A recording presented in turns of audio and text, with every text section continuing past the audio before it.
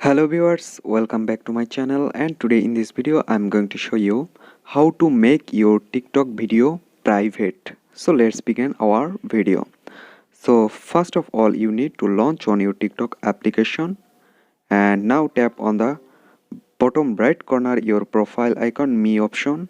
So tap it, and now here you can see this is my profile. And if you want to make your TikTok video private, so what should you do? Today I'm gonna show you that. And this process is also same for Android and iOS, so don't be worried if you are using Apple.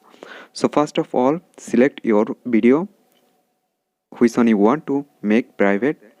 So now tap on this three dot. Here you can see three dot option. So tap this three dot, and now you get a option privacy. There have a option privacy, lock option privacy. So tap on this privacy, and after that there you can see option who can watch this video.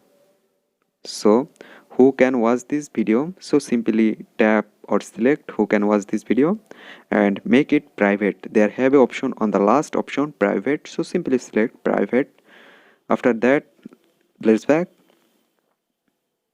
and you didn't find here, there only on video, and there you can see a lock option on the right corner. So go tap this and you find your locked video.